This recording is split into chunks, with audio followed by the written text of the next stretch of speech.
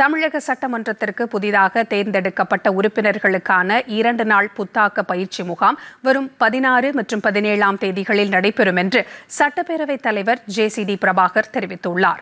இதுகுறித்து செய்தியாளர்களிடம் பேசிய அவர், சட்டமன்ற கூட்டத்தொடரை நடத்துவது தொடர்பான பல்வேறு நடைமுறைகள் குறித்த இந்த பயிற்சியில் அனைத்து உறுப்பினர்களும் பங்கேற்கலாம் என்று தெரிவித்தார். வரும் 16ஆம் தேதி நடைபெறும் இந்த பயிற்சி முகாமில் தமிழக முதலமைச்சர் ஜோசப் விஜய் தொடங்கி வைப்பார் என்றும் அவர் குறிப்பிட்டார்.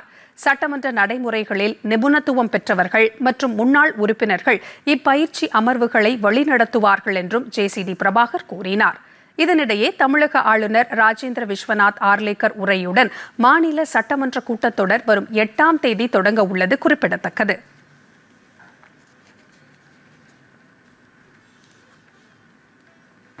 வருகின்ற 16/6/2026 செவ்வாய்க்கிழமை மற்றும் 17/6/2026 புதன்கிழமை ஆகிய 2 நாட்கள் காலை 10 மணி முதல் மாலை 5:30 மணி வரை புத்தாக்க பயிற்சி சென்னை 2 வாலாஜா சாலை கலைவாணர் அரங்கம் 3வது தளத்தில் உள்ள பல்வகை கூட்டரங்கில் நடைபெற உள்ளது.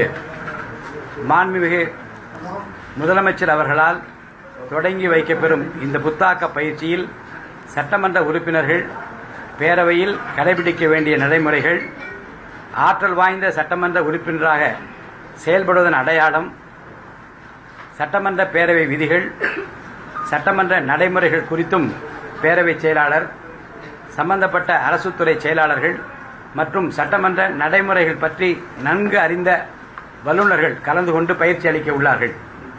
சட்டமன்ற உறுப்பினர்களுக்கு பெரிதும் பயனளிக்கக்கூடிய இந்த 2 நாட்கள் புத்தாக்க பயிற்சியில் 17வது சட்டமன்ற பேரவையின் அனைத்து சட்டமன்ற உறுப்பினர்களும் கலந்து கொள்ளுமாறு நான் அன்புடன் கேட்டுக்கொள்கிறேன்.